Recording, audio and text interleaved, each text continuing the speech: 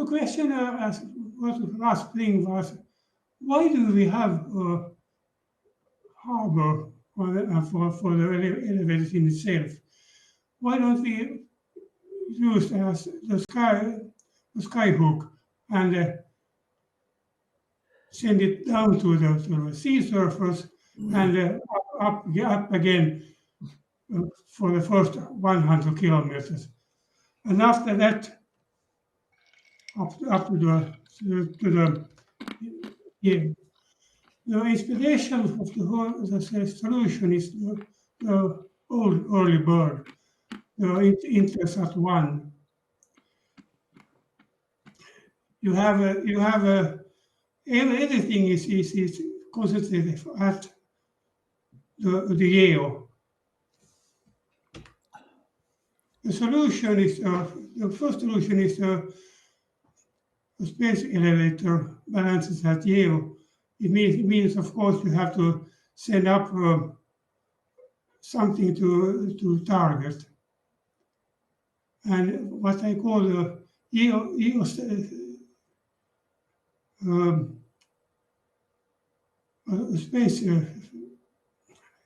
dock. A space dock is, in my opinion, a normal satellite, space satellite in itself, but it is on Geo orbit. The plan I propose is construct the space dock and launch it to Geo.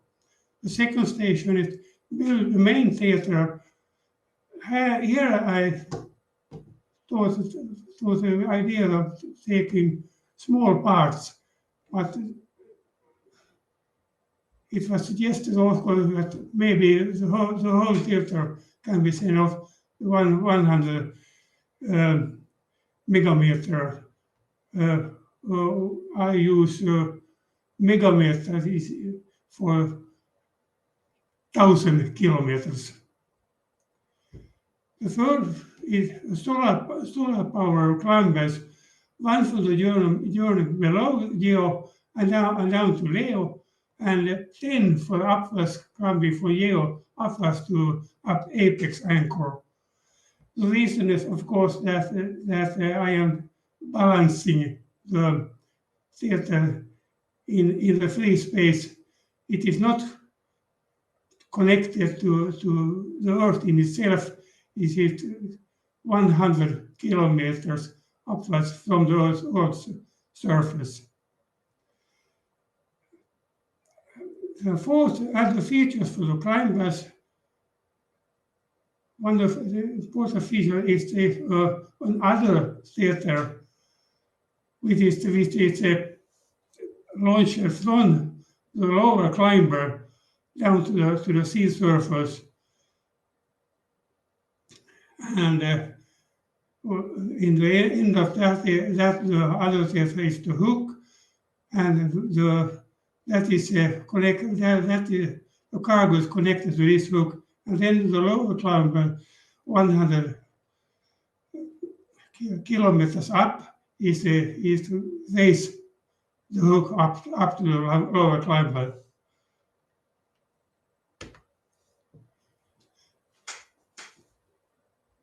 The space dock in itself is used for oversee the work of the elevators, but in the future, the main use is to assemble spaceships for exploring our solar system.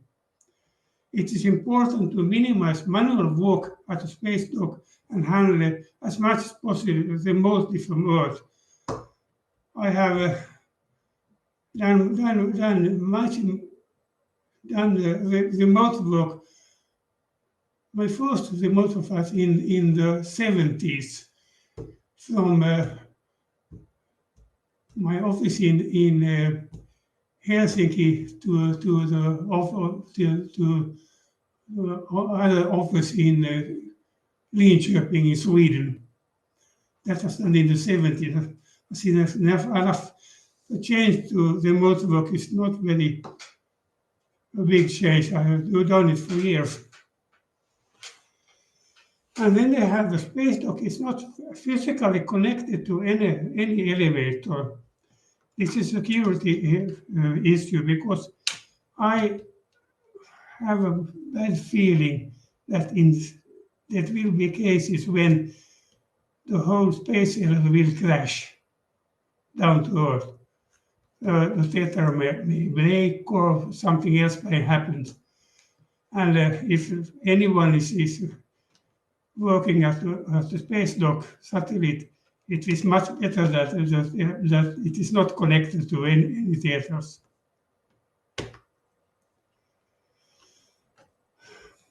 The cargo is, as I said, hooked to the hook at the seaside. The journey for the cargo takes some hours from the sea up to Leo, to the lower climber. The main part of the journey is from Leo to Geo, which takes, in my calculation, a week, maybe more, who knows. When the cargo is at the Geo, then it is moved to the space dock to the other storage facility nearby. The move is probably done in some form of space drones or something like that. Construction challenges. The first is to construct a launch a space station. This is not a very big challenge because it is done. It is almost the same work as is done to launch a space station in itself. The space station and space dock at the beginning is almost the same. The big challenge is the sources are used in 1 kilometer long filter parts in a massive scale. As 100,000 is needed because of the distance is 100 megameters, excuse me.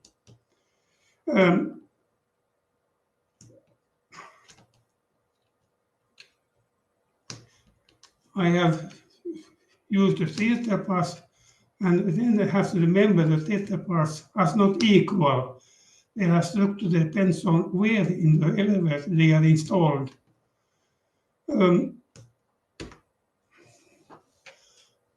To build both filters in 5 years means that you have to produce 20,000 filter parts every year and send them to the air with rockets. If we have the possibility to send the whole main filters directly to Geo, that it is much easier. But the problem, of course, is construction to filter parts. We have a problem with the people have to understand the difference between 1 mile or 1 kilometer and 1 megamile. When we have to construct a theater which is 100 megamiles, that is the problem. Then we have the construction of the lower climber and 10 upper climbers, and the other theater, space drones and other resources for the space elevator, and the dock, the L climber and the lower climber and the upper climber are based on unmanned satellite techniques of today. Both uses solar panels. My climbers are based on solar pilots. A cluster. With one elevator, we get only one shipment every other week. But with 14 elevators in a cluster near the space elevator, we get possibly one cargo every day. Note that the hook lift depends on the weather connections at the seaside, whether it's bad. the book lowering and raising from Leo may be delayed. Here is some figures. Leo, as you know, 36 megamiles. Leo, in my calculation, 100 kilometers, 0.1 megamiles. L climber speed. Here, I am from Finland, I say 213 kilometers an hour. Number of lifts for an elevator, 26 a year. One lift up 1 week, one lift down 1 week, and the year is 26. Length of Earth equator 40 megamiles, length of Leo 132 megamiles. Questions? Yes, how massive is the geostationary object, the geo object?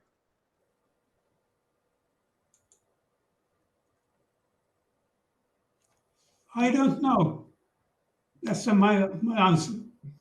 There is many things I don't know. The reason I ask is back in, I don't know, maybe 2008, I did a deployment study, and that's deploying one spool earthward and one spool towards the apex anchor.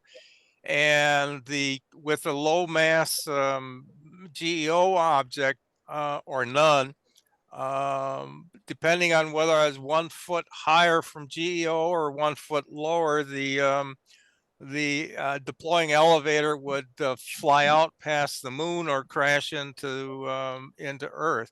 So maintaining balance with an unanchored tether, I think, is very problematic unless the mass of the GEO station is extremely large. I am aware of that fact.